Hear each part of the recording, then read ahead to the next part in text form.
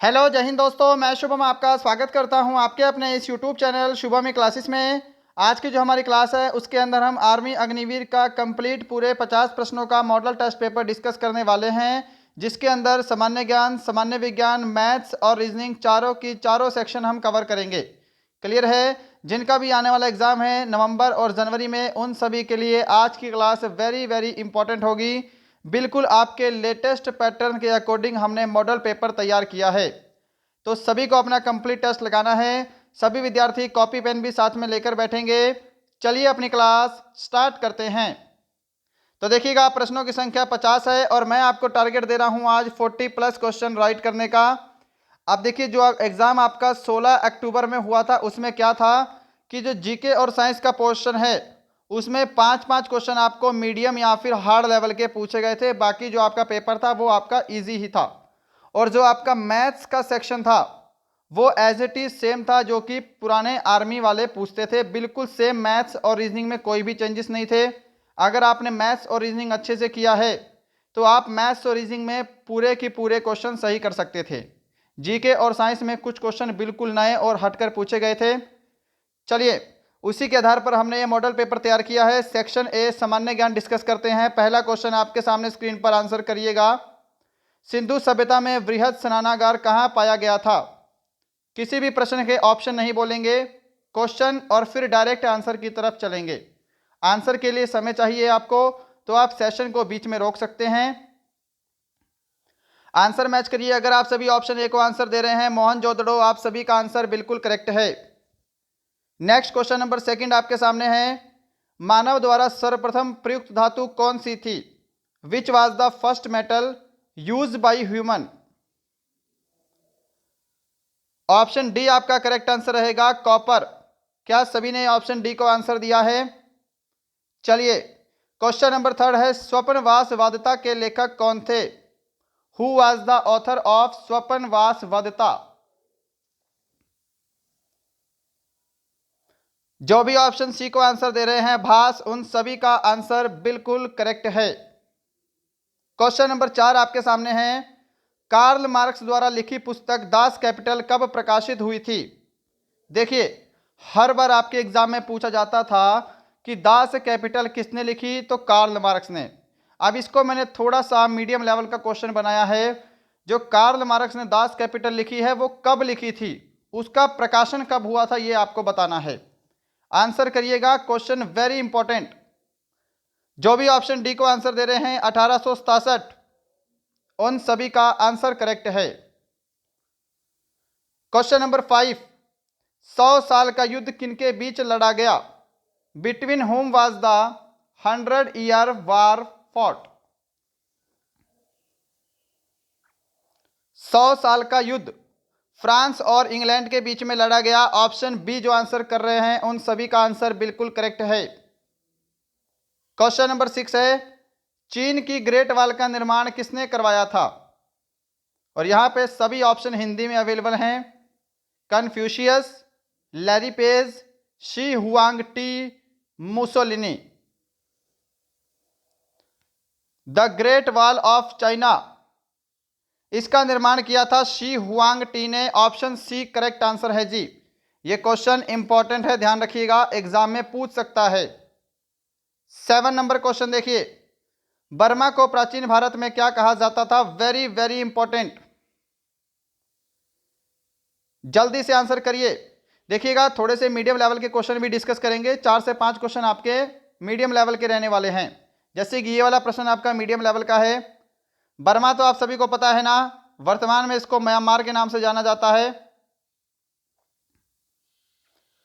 तो बर्मा को प्राचीन भारत में स्वर्ण भूमि कहा जाता था, गोल्डन लैंड। ऑप्शन आपका सी करेक्ट आंसर है जी। Question number 8। खारे जल की झील वान झील कहां स्थित है? Where is the salt water lake Van lake located? Option D जो आंसर दे रहे हैं तुर्की, उन सभी का आंसर करेक्ट है। क्वेश्चन नंबर 9 सामने स्क्रीन पर आंसर करिए। निम्नलिखित में से कौन सी नदी मकर रेखा को दो भागों में काटती है? Which of the following river crossed the Tropic of Capricorn twice. देखिए, मकर रेखा, भूमध्य रेखा और साथ में ध्यान रखिएगा कर्क रेखा, इन तीनों का बताइए कौन सी नदी मकर रेखा को, भूमध्य रेखा को और कर्क रेखा को दोनों भागों में काटती है, यानी कि 2 बार काटती है। तो देखिए, हम बात करेंगे पहले मकर रेखा की, तो लिम्पोपो नदी जो है यह मकर रेखा को 2 बार काटती है। इसके बाद हम बात करेंगे कर्क रेखा की, तो कर्क रेखा को माही नदी 2 भागों में काटती है, 2 बार काटती है। और भूमध्य रेखा की अगर हम बात करेंगे तो कांगो नदी भूमध्य रेखा को 2 बार काटती है, यह ध्यान रखिएगा। क्वेश्चन नंबर 10, महाबली गंगा किस देश की सबसे लंबी नदी है? Mahaweli Ganga is the longest river of which country? Option A correct answer रहेगा श्रीलंका। चलिएगा क्वेश्चन नंबर 11 की तरफ बढ़ते हैं। टेस्ट लगाते जाइएगा, सभी का स्कोर लास्ट में कमेंट बॉक्स में चाहिए ही चाहिए। भारत में सबसे लंबा बांध कौन सा है? Very easy, very very easy. Hirakud बांध भारत में सबसे लंबा बांध है, ऑप्शन सी करेक्ट आंसर है, महानदी ओडिशा। 12 नंबर क्वेश्चन देखिए, टी एन कृष्णन कौन सा वाद्य यंत्र बजाते थे? Which instrument did T N Krishnan play? बता दीजिए जल्दी से। ऑप्शन डी करेक्ट आंसर रहेगा, टी एन कृष्णन वायलिन बजाते थे। जो ऑप्शन डी को आंसर दे रहे हैं उनका आंसर करेक्ट है। क्वेश्चन नंबर 13 है, निम्नलिखित में से कौन सा भारत का लोक नृत्य है? Which of the following is a folk dance of India? तो यहां पे ऑप्शन डी करेक्ट आंसर रहेगा, गरबा। गरबा भारत का लोक नृत्य है। इसके अलावा मणिपुरी, भरतनाट्यम और कथकली क्या है? शास्त्रीय नृत्य हैं। 14 नंबर क्वेश्चन है आपके सामने, माइकल जॉर्डन का संबंध किस खेल से है? माइकल जॉर्डन का संबंध किस खेल से है? Basketball. Option B correct answer है जी। क्वेश्चन नंबर 15 है, सामान्य ज्ञान का लास्ट क्वेश्चन, निम्नलिखित में से किस दिन भारत में तंबाकू निषेध दिवस मनाया जाता है? On which of the following day is a टबाकू prohibition day celebrated in India? Option D correct answer रहेगा, 31 मई को मनाया जाता है। जो ऑप्शन डी को आंसर दे रहे हैं उनका आंसर करेक्ट है। तो यहां पे आपका सामान्य ज्ञान कंप्लीट होता है। बढ़ते हैं सेक्शन बी की तरफ, सामान्य विज्ञान, क्वेश्चन नंबर 16। और देखिएगा, जब भी आप लास्ट में स्कोर कमेंट करेंगे आपको सेक्शन वाइज कमेंट करना है। सेक्शन ए में कितने करेक्ट हुए हैं, सेक्शन बी में, सेक्शन सी में और सेक्शन डी में। और साथ में अपने फिजिकल के नंबर भी कमेंट करिएगा, आपके फिजिकल में कितने नंबर हैं। और इसमें आपको 0.5 की नेगेटिव मार्किंग भी मिल रही है इस टेस्ट में। तो क्वेश्चन वही अटेम्प्ट करिएगा जो आपको आते हैं। 0.5 नंबर की आपको नेगेटिव मार्किंग भी लगाकर चलनी है। क्लियर सभी को? चलिए 16 नंबर क्वेश्चन देखिएगा, स्पर्मोलॉजी में किसका अध्ययन किया जाता है? स्पर्मोलॉजी किसका अध्ययन करते हैं जी? स्पर्मोलॉजी में। और देखिएगा साथ में अपनी जगह का नाम भी कमेंट करेंगे कि आप हमारा ये सेशन कहां से देख रहे हैं। स्पर्मोलॉजी में बीजों का अध्ययन किया जाता है, ऑप्शन ए करेक्ट आंसर है जी। 17 नंबर क्वेश्चन आपके सामने, खसरा निम्नलिखित संक्रमण के कारण होता है? Measles is caused by which of the following infection? बताइए जल्दी से। खसरा जो है यह वायरस संक्रमित रोग है, ऑप्शन डी करेक्ट आंसर है आपका। क्वेश्चन नंबर 18 है सामने, निम्नलिखित में से सबसे छोटी कोशिका कौन सी है? Which of the following is the smallest cell? अब क्योंकि इसके ऑप्शन हिंदी में है तो ऑप्शन बोले जाएंगे, एंटी अमीबा हिस्टोलिका, माइकोप्लाज्मा, लाल रक्त कणिकाएं या फिर ostrich egg. Option B correct answer रहेगा, माइकोप्लाज्मा सबसे छोटी कोशिका है। 19 नंबर क्वेश्चन, किस रोग को हैंसन रोग भी कहा जाता है? लीजिए, क्वेश्चन है आपका मीडियम लेवल का और क्वेश्चन वेरी इंपॉर्टेंट। देखिए, यहां पर ऑप्शन ए करेक्ट आंसर रहेगा कुष्ठ रोग।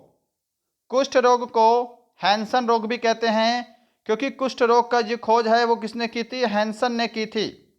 इसके कारक का नाम है माइक्रोबैक्टीरियम लेप्री। क्वेश्चन नंबर 20, निम्नलिखित में से कौन सी सदिश राशि नहीं है? Which of the following is not a vector quantity? Option D correct answer रहेगा, द्रव्यमान जो है यह सदिश राशि नहीं है। क्वेश्चन नंबर 21 है आपके सामने, निम्नलिखित में से कौन सा ऊर्ध्वपातक का उदाहरण है? Which of the following is a refractory material? देखिए, ऊर्ध्वपातक को हम बोलते हैं सब्लिमेशन, यानी कि जो वस्तुएं ठोस से डायरेक्ट गैस में बदल जाती हैं वो ऊर्ध्वपातक कहलाती हैं। देखिए, कपूर, नेफ्थलीन और अमोनिया क्लोराइड, ये तीनों ऊर्ध्वपातन के एग्जाम्पल हैं। ऑप्शन आपका डी करेक्ट आंसर होगा। क्वेश्चन नंबर 22 आपके सामने है, जिस ताप पर कोई द्रव ऊष्मा पाकर वाष्प में बदल जाता है, मिस्टेक हो गई है यहाँ पे, कोई द्रव ऊष्मा पाकर, है ना, कोई द्रव जो है वो हीट पाकर वाष्प में बदल जाता है, क्या कहलाता है? ऑप्शन सी बोलते हैं उस ताप को क्वथनांक यानी कि बॉइलिंग पॉइंट कहा जाता है। 23 नंबर क्वेश्चन, कौन सा उपकरण विद्युत प्रतिरोध को मापता है? Which instrument major electrical resistance? विद्युत प्रतिरोध को ओम मीटर से मापा जाता है जी। ऑप्शन डी करेक्ट आंसर होगा आपका। क्वेश्चन नंबर 24 है सामने, कौन सा नियम दो विद्युत आवेशों के बीच लगने वाले बल से संबंधित है? ऑप्शन सभी की सभी सामने अवेलेबल है, आंसर जल्दी से जल्दी करिए।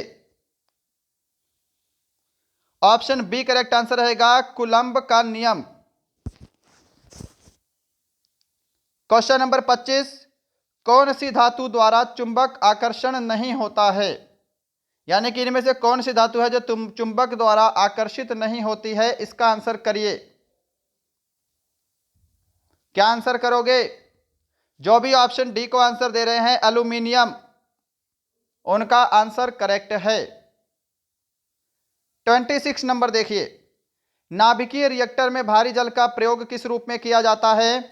आंसर जल्दी से करिएगा, वेरी इंपॉर्टेंट। और देखिएगा, कोई भी कमेंट बॉक्स में ये नहीं बोलेगा कि क्वेश्चन का लेवल थोड़ा सा हार्ड है, क्योंकि जिस हिसाब से आपका 16 अक्टूबर का एग्जाम हुआ है उसके हिसाब से हमारी क्लासेस ये बिल्कुल परफेक्ट है। आगे से जो हमारी क्लासेस रहेंगी, जिनका एग्जाम नवंबर में है और जनवरी में है, या फिर जो और आने वाले नेक्स्ट बैच की तैयारी कर रहे हैं, हमारी क्लासेस इसी लेवल पर रहेंगी।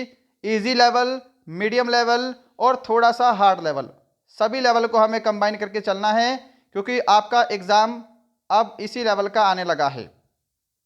और अगर आसान लेवल का आएगा तब तो बहुत अच्छी बात है, तब तो आप वैसे भी कर लोगे, परंतु जो थोड़ा सा हार्ड लेवल है वो अपने आप बुक से नहीं पढ़ सकते, क्योंकि आप कंफ्यूज हो जाओगे कि आपको कौन सा लेवल पढ़ना है और कौन सा नहीं पढ़ना है। आंसर करिए इस प्रश्न का। ऑप्शन ए करेक्ट आंसर रहेगा, नाभिकीय रिएक्टर में भारी जल यानी कि D2O का प्रयोग मंदक के रूप में किया जाता है। 27 नंबर क्वेश्चन है, सोडा वाटर बनाने में कौन सी गैस प्रयोग की जाती है? सोडा वाटर बनाने में कौन सी गैस का प्रयोग करते हैं? Carbon dioxide. क्वेश्चन नंबर 28 है, कार्बन का परमाणु भार कितना है? क्वेश्चन को ध्यान से पढ़िएगा, क्या पूछा गया है? कार्बन का परमाणु भार पूछा गया है, तो यह होता है 12, ऑप्शन डी। और अगर परमाणु क्रमांक पूछा होता, एटॉमिक नंबर पूछा होता, तो 6 आंसर करना था। क्वेश्चन नंबर 29 है, सेकंड लास्ट क्वेश्चन आपका सामान्य विज्ञान का, विटामिन ई का रासायनिक नाम क्या है? और अभी तक आपने सेशन को लाइक नहीं किया है, लाइक जरूर करिएगा। अगर आपका कोई फ्रेंड आर्मी अग्निवीर की तैयारी करता है उसे हमारा चैनल ज़रूर शेयर करेंगे। और यदि आपको लगता है हमारा चैनल आपके लिए हेल्पफुल है, आप इस हमारे चैनल पे नए हैं तो सब्सक्राइब करके बेल आइकन ज़रूर दबाइएगा। इस क्लास का पीडीएफ मैं अपने टेलीग्राम चैनल पे अपलोड कर दूंगा। टेलीग्राम का लिंक नीचे डिस्क्रिप्शन में है। विटामिन ई का रासायनिक नाम होता है टैकोफेरॉल। ऑप्शन आपका सी करेक्ट आंसर है। क्वेश्चन नंबर 30 है सामान्य विज्ञान का लास्ट क्वेश्चन। अंगूर में कौन सा अम्ल पाया जाता है? अंगूर में कौन सा अम्ल पाया जाता है? ऑप्शन यहां पर सी करेक्ट आंसर रहेगा, टार्ट्रिक अम्ल। क्या सभी ने ऑप्शन सी को आंसर दिया है? चलिए यहां पे section A section B complete. बढ़ते हैं सेक्शन सी की तरफ, मैथ्स यानी कि गणित। कॉपी पेन लेकर बैठिएगा, सभी क्वेश्चन वेरी इंपॉर्टेंट हैं, टेस्ट कंप्लीट लगाइएगा। क्वेश्चन नंबर 31 है आपके सामने, इसका आंसर करिएगा। दो संख्याओं का अंतर उनके योग का 45% है, तो उन दोनों संख्याओं का अनुपात ज्ञात करें। देखिए सभी को कॉपी पेन साथ में लेकर बैठना है और मेरे से पहले सभी को आंसर देने का प्रयास करना है। बढ़ते हैं सॉल्यूशन की तरफ। माना मैंने वो संख्याएं क्या हैं, एक्स और वाई हैं। प्रश्न है कि दो संख्याओं का अंतर यानी कि x माइनस वाई क्या है कि उनके योग का 45% है, यानी कि जो x प्लस वाई है इनका 45% के बराबर है। क्लियर है सभी को? अब देखिए आगे सोल्व करेंगे। 5 9 ज़ा 45 और नीचे आपका 20 आ जाएगा। ये 20 इधर जाके x माइनस वाई में मल्टीप्लाई होगा तो यहाँ पे आपका कितना बन जाएगा, 20x माइनस 20y। और ये 9 इसमें मल्टीप्लाई होगा तो 9x प्लस 9y। अब इसको आप सोल्व कर सकते हैं, इसको फर्दर हम सोल्व करेंगे तो ये आपका 11x और यहाँ पे 29y बनेगा। क्लियर है इतना सभी को? अब यहाँ से आपकी x और y की वैल्यू आ गई। x की वैल्यू कितनी होगी यहाँ पे 29 रेशो, और y की वैल्यू कितनी होगी यहाँ पे 11। तो 29 रेशो 11 यहाँ पे आपका ऑप्शन डी बिल्कुल करेक्ट आंसर होगा। क्या सभी ने ऑप्शन डी को आंसर किया है? क्वेश्चन नंबर 32 आपके सामने स्क्रीन पर है। इस प्रश्न का आंसर करिएगा जल्दी से, जल्दी से इस प्रश्न का आंसर करिए, वेरी वेरी इंपॉर्टेंट क्वेश्चन है कि आशीष और कुशल की आयु का अंतर 24 वर्ष है। यदि उनकी वर्तमान आयु का अनुपात 3:7 हो तो उनकी वर्तमान आयु का योगफल कितना होगा? देखिए आशीष और कुशल की वर्तमान आयु का अनुपात कितना है जी, 3:7 है। और इनकी आयु का अंतर कितना है, 24 वर्ष है। अब देखिए आयु का अंतर 24 वर्ष है तो मैं क्या कर लेता हूं, इनकी जो आयु का अनुपात है इनका भी अंतर ले लेता हूं। कितना हो जाएगा, 4 हो जाएगा। तो यहां से 4 रेशो की वैल्यू 24 है तो 1 रेशो की वैल्यू कितनी हो जाएगी, 6 हो जाएगी। सभी को क्लियर है? आपको बोला है इनकी आयु का योग। अगर मैं दोनों की आयु का रेशो को टोटल करूं तो कितना बन जाता है, 10 बन जाता है। अगर 1 रेशो की वैल्यू 6 हमने निकाला है तो 10 रेशो की वैल्यू कितनी हो जाएगी, 10 गुणा 6 करेंगे तो 60 वर्ष इनकी आयु का टोटल होगा। ऑप्शन सी करेक्ट आंसर है। सभी को क्लियर है क्वेश्चन? आप अलग अलग भी निकाल सकते थे, 6 को पहले 3 से मल्टीप्लाई करते, 6 को फिर 7 से मल्टीप्लाई करते और फिर इनको ऐड करते। हमने यहां पर इन दोनों को ही डायरेक्ट ऐड करके 6 से मल्टीप्लाई कर दिया। 33 नंबर क्वेश्चन देखिएगा, जल्दी से आंसर करिएगा। लीजिए एक व्यक्ति स्थान ए से बी तक की दूरी 5 किलोमीटर प्रति घंटे की रफ्तार से जाता है तथा वापस 4 किलोमीटर घंटे की रफ्तार से आता है। औसत दूरी ज्ञात करें।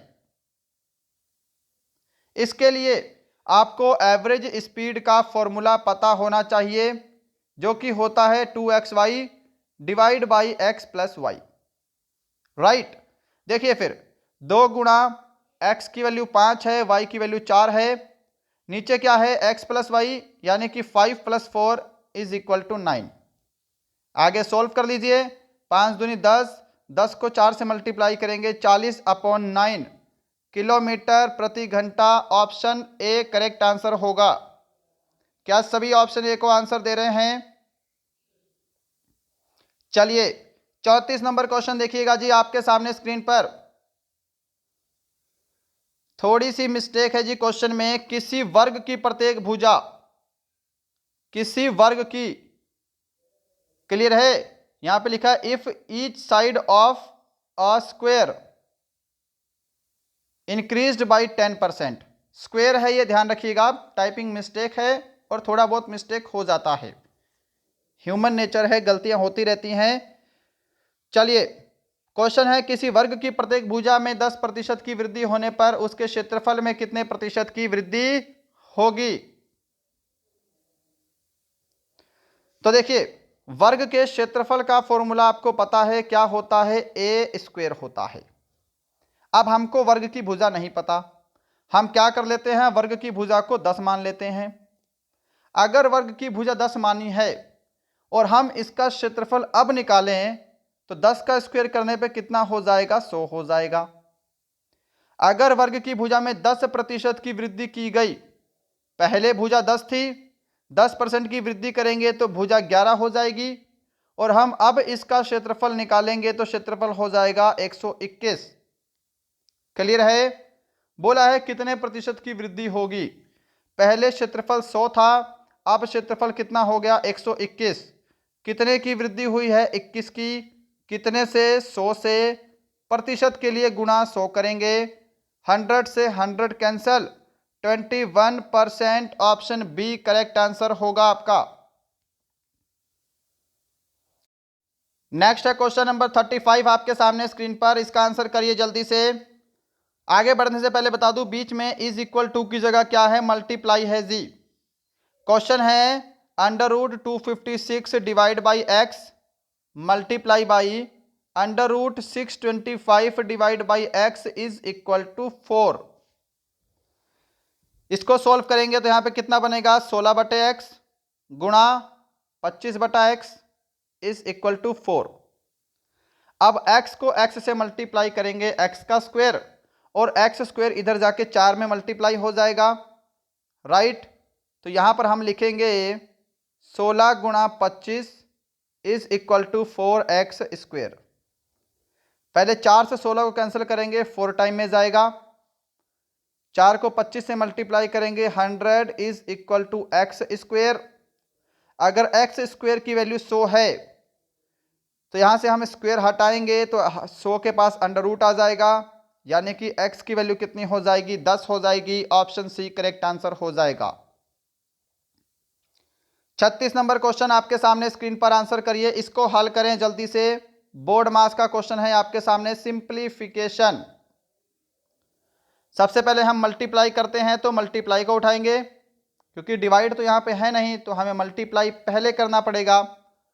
12 गुणा 75 डिवाइड बाई 100। सॉल्व करिए, 25 तिया 75, 25 चौके 100, 4 तिया 12, 3 को 3 से मल्टीप्लाई करेंगे तो 9 बनेगा। यानी कि इसको सॉल्व करने के बाद हमारा क्या आएगा, 74 प्लस 9 माइनस 6। क्लियर है। अब ये 9 इधर जाके 6 में माइनस हो जाएगा, तो 74 प्लस 3 इज इक्वल टू 77। सभी ने आंसर दे दिया होगा मुझसे पहले। क्वेश्चन नंबर 37 देखिए जल्दी से। क्वेश्चन नंबर 37 आपके सामने, पाइप ए किसी टंकी को 5 घंटे, पाइप बी उसी टंकी को 10 घंटे तथा पाइप सी उसी टंकी को 30 घंटे में भरता है, तो तीनों पाइप मिलकर उस टंकी को कितने समय में भर देंगे। सबसे इजी क्वेश्चन है जी। पाइप ए किसी टंकी को 5 घंटे, पाइप बी किसी टंकी को 10 घंटे और पाइप सी उस टंकी को 30 घंटे में भरता है। सबसे पहले हमें टैंक की कैपेसिटी मालूम होनी चाहिए, टैंक की कैपेसिटी कितनी है। तो इन सभी का हम एलसीएम ले लेंगे, जो कि कितना हो जाएगा, 30 हो जाएगा, और 30 जो है ये टैंक की कैपेसिटी है। क्लियर है। अब देखिए, 5 6 जा 30, 10 3 जा 30 एंड 31 जा 30।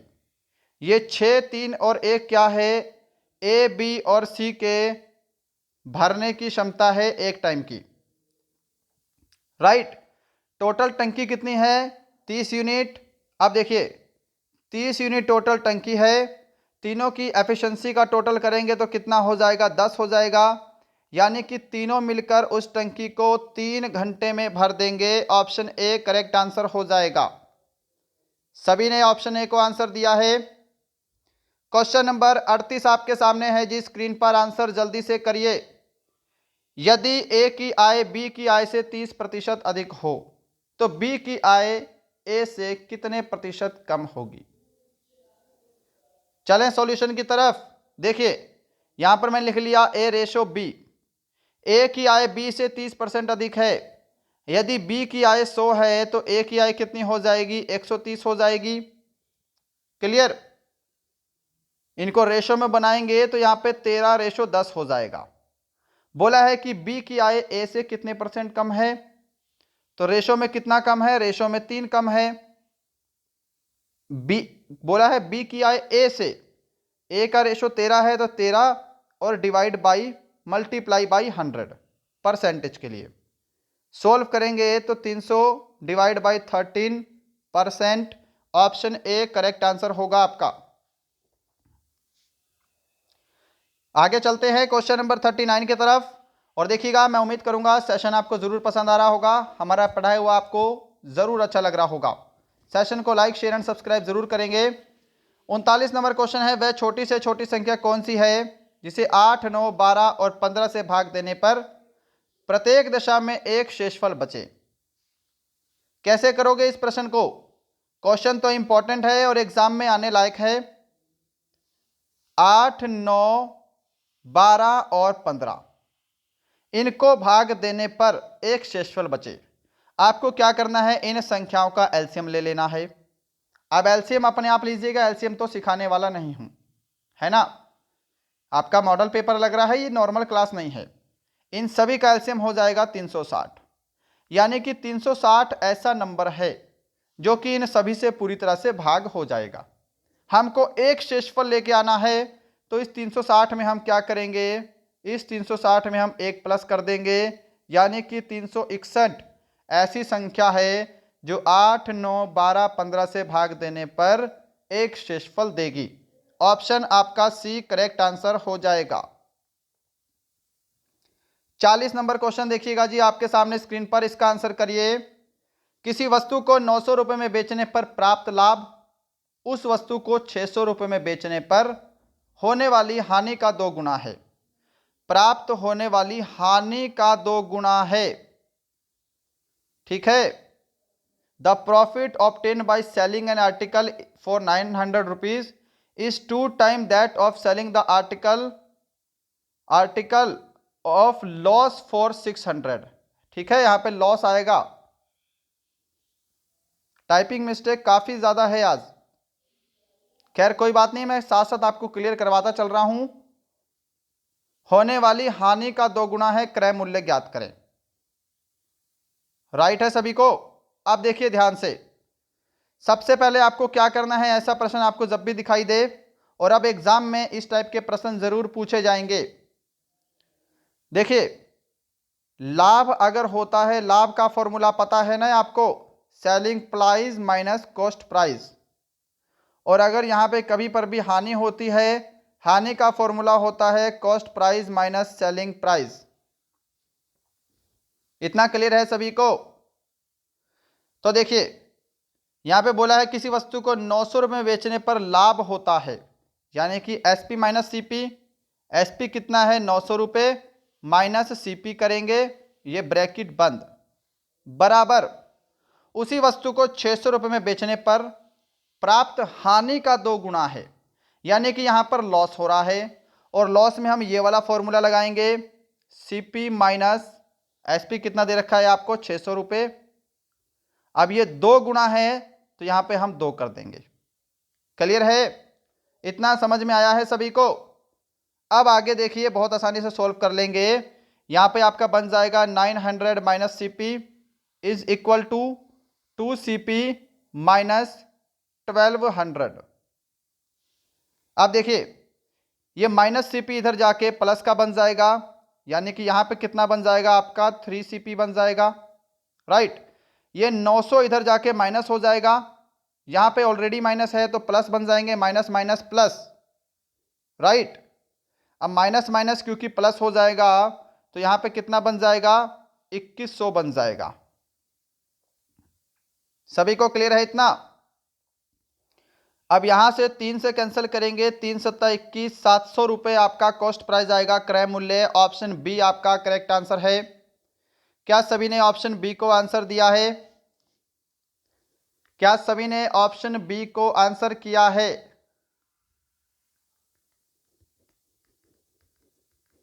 चलिए बढ़ते हैं नेक्स्ट क्वेश्चन की तरफ। क्वेश्चन नंबर 41 आपके सामने स्क्रीन पर है, इसका आंसर करिए।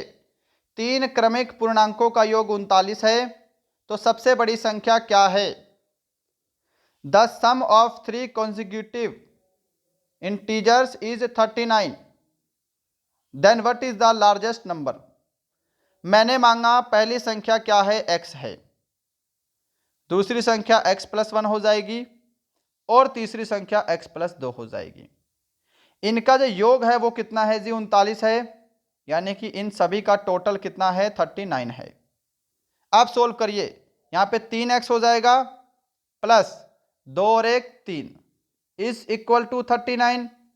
ये 3 इधर जाके जब 39 में माइनस होगा तो 3x इज इक्वल टू 36 हो जाएगा। आगे 3 से भाग करेंगे 36 को, तो यहाँ पे आपका x की वैल्यू 12 आ जाएगी। अब ये 12 आपका आंसर नहीं होगा, ध्यान रखेंगे। हमको सबसे बड़ी संख्या बतानी है। सबसे बड़ी संख्या क्या है, बड़ा रेशो क्या है, x प्लस 2 है। x की वैल्यू 12 है, तो हम 12 में 2 और जोड़ देंगे, सबसे बड़ी संख्या क्या हो जाएगी, 14 हो जाएगी, ऑप्शन बी। चलें आगे। क्वेश्चन नंबर 42 देखिएगा सामने स्क्रीन पर, आंसर करिए जल्दी से इस प्रश्न का। जल्दी से इस प्रश्न का आंसर करिए। कोई 125 मीटर लंबी रेलगाड़ी 60 किलोमीटर प्रति घंटे की गति से एक पुल को 30 सेकंड में पार करती है। पुल की लंबाई कितनी है? टाइम का फॉर्मूला लगाएंगे, डिस्टेंस अपॉन स्पीड होता है, राइट। टाइम दिया है आपको कितना, 30 सेकंड। टाइम दिया है 30 सेकंड इज इक्वल टू, देखिए 125 मीटर लंबी रेलगाड़ी है ना।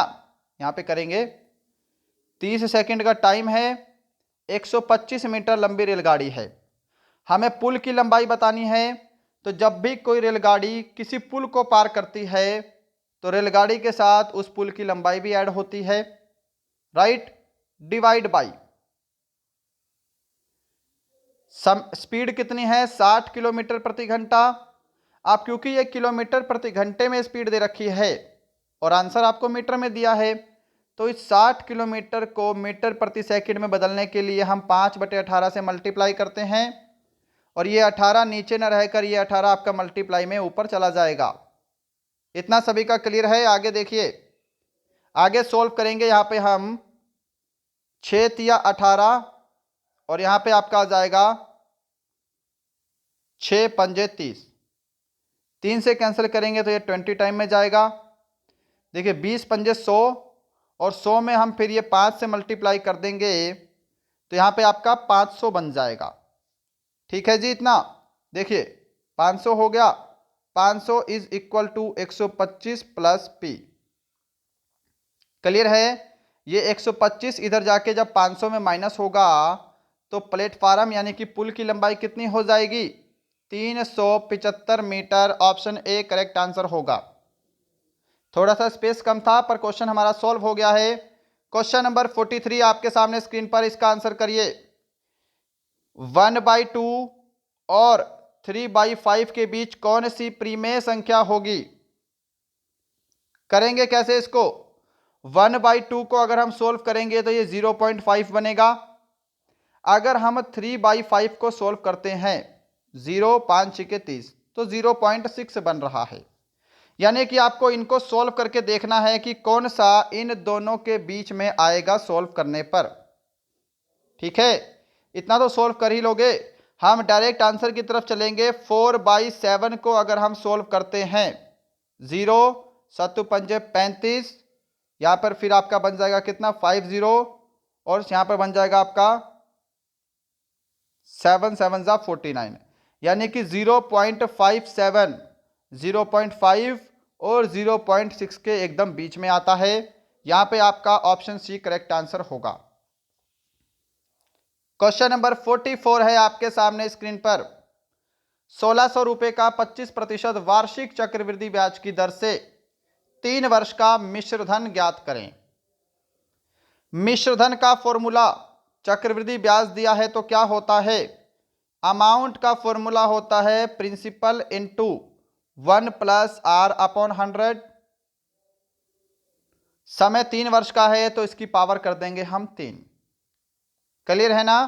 अब ध्यान से देखिए, प्रिंसिपल कितना दिया है 1600 रुपए, गुणा 1 प्लस आर आपको दिया है 25%, यानी कि अगर मैं यहां पे 25 कर दूं तो यहां पे कितना बन जाएगा आपका 125/100 बन जाएगा, है ना। अब 125/100 को मैं सोल्व करूंगा, 25 पंजे 125, 25 चौके 100। इसको सोल्व करने के बाद आपका यहां पे बन जाएगा कितना 5/4। समझ पा रहे हो ना मैं क्या कर रहा हूं। अब पावर 3 है तो इसको हम कितनी बार लिख लेंगे, 3 बार लिख लेंगे। बस इसको आप सोल्व करेंगे, आपका आंसर आपके सामने होगा। देखिए 4 चौके 16, यानी कि 16 से हम 1600 को काटेंगे तो यहां पे 100 बचेगा। फिर 4 से हम क्या करेंगे, 100 को काटेंगे तो यहां पे 25 बच जाएगा। अब 25 पंजे 125, 125 को फिर हम 5 से मल्टीप्लाई करेंगे तो कितना बनेगा जी, 125 को हम क्या करेंगे 5 से मल्टीप्लाई करेंगे, 25 पंजे 25 का 5 हासिल 2, 5 दूनी 10 और 2 12 का 2 हासिल 1, 5 625 बनेगा। और अगर हम 625 को भी आगे 5 से मल्टीप्लाई करते हैं तो 3125 बनेगा। आपका ऑप्शन ए करेक्ट आंसर होगा।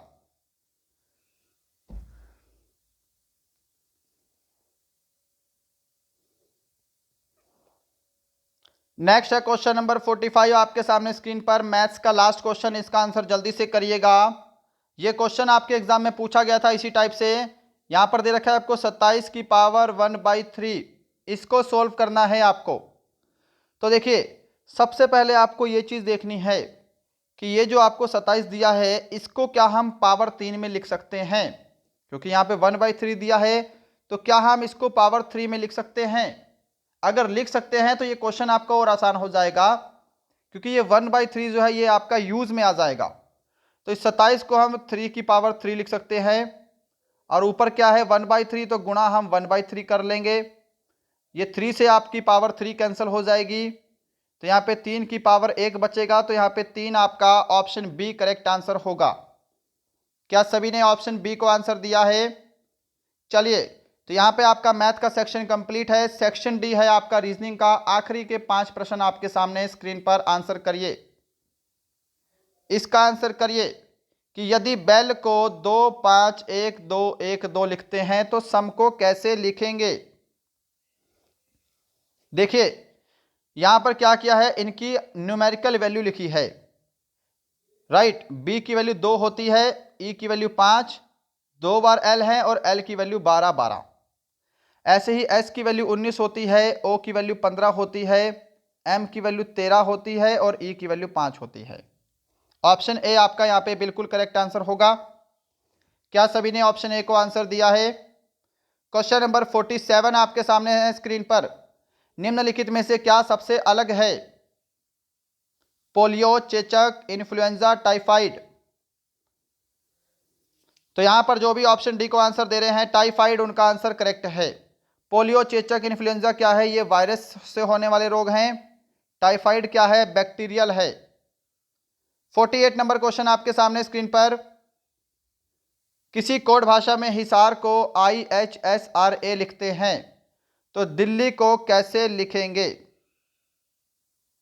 जल्दी से देखिए इसमें क्या लॉजिक लग रहा है। देखिए यहां पे है आपका हिसार, इसमें क्या है जी, जो बीच वाली टर्म है ये एज इट इज है और इन दोनों में क्रॉस मल्टीप्लाई किया गया है, यानी कि यहां पे IH लिखा है और यहां पे RA लिखा है। समझ गए। इसी तरह आपका जो दिल्ली है इसमें जो बीच वाला L है ये कांस्टेंट है, बाकी इनको क्रॉस मल्टीप्लाई करेंगे तो यहाँ पे ED और यहाँ पे IH हो जाएगा। तो EDLIH कहाँ पर है जी, ऑप्शन सी में है। EDLIH ऑप्शन सी आपका करेक्ट आंसर है। क्वेश्चन नंबर 49 आपके सामने स्क्रीन पर, इसका आंसर करिएगा जल्दी से। रमन पश्चिम दिशा की ओर 4 किलोमीटर जाने के बाद अपने दाईं ओर मुड़ता है और 3 किलोमीटर जाता है, वह प्रारंभिक स्थान से कितनी दूरी पर है? देखिए, यह है आपका रमन, पश्चिम दिशा की ओर गया 4 किलोमीटर, अपने दाईं ओर मुड़ता है यानी कि राइट हैंड साइड, और यह चला गया 3 किलोमीटर। वह अपने प्रारंभिक स्थान से कितनी दूरी पर है? तो जब भी ऐसा आपके सामने बने तो यहां पर आपको पाइथागोरस थ्योरम लगाना है। अब देखिए, इसको तो मैं सोल्व नहीं करने वाला, आसान सा क्वेश्चन है। पाइथागोरस लगाएंगे तो यहाँ पे आपका ट्रिपलेट बनता है 3 4 5 का, यानी कि जो आपका ये कर्ण है इसकी लंबाई 5 हो जाएगी। ऑप्शन सी करेक्ट आंसर है। अब क्योंकि ये क्वेश्चन मैं आपको बहुत बार सोल्व करवा चुका हूं, पाइथागोरस थ्योरम लगा के आप इस क्वेश्चन को सोल्व कर सकते हैं। कर्ण का स्क्वायर इज इक्वल टू आधार का स्क्वायर प्लस लंब का स्क्वायर। क्वेश्चन नंबर 50 है आज का लास्ट क्वेश्चन आपके सामने, इसका आंसर करिए, इसके बाद आपकी छुट्टी है। जल्दी से इस प्रश्न का आंसर करिए, कौन सा लॉजिक लग रहा है और यहां पे कौन सा आंसर आएगा। 13 में से 10 माइनस करेंगे, सॉरी 13 में से हमने 3 माइनस किया है तो यहाँ पे कितना बना है, 10 बना है। फिर आगे हमने 6 माइनस किया है, 4 बना है। आगे हमने कितना माइनस किया है जी, 9 माइनस किया है तो माइनस का 5 बना है। अब माइनस के 5 में से हम माइनस 12 करेंगे तो माइनस का 17 बनेगा, यानी कि पहले 3 माइनस किया है, फिर 6 माइनस, फिर 9 माइनस, फिर 12 माइनस, आगे हम माइनस 15 करेंगे। तो माइनस 17 में हम माइनस अगर 15 कर रहे हैं तो यहाँ पे आपका माइनस का कितना बन जाएगा, माइनस का 32 बनेगा। ऑप्शन ए आपका यहाँ पे बिल्कुल करेक्ट आंसर हो जाएगा। क्या सभी ने ऑप्शन ए को आंसर किया है? तो दोस्तों, ये था आपके आज के पूरे 50 प्रश्नों का model test paper army Agniveer special 2022। Comment करके ज़रूर बताइएगा इन 50 प्रश्नों में आपने कितने क्वेश्चन करेक्ट किए हैं और आपका कितना स्कोर रहा है। हमारा पढ़ाया हुआ आपको कैसा लगता है, इसको भी कमेंट करिएगा। सेक्शन वाइज सभी को स्कोर कमेंट करना है। चलिए फिर मिलते हैं कल किसी और अच्छे सेशन के साथ, तब तक के लिए जय हिंद, जय भारत।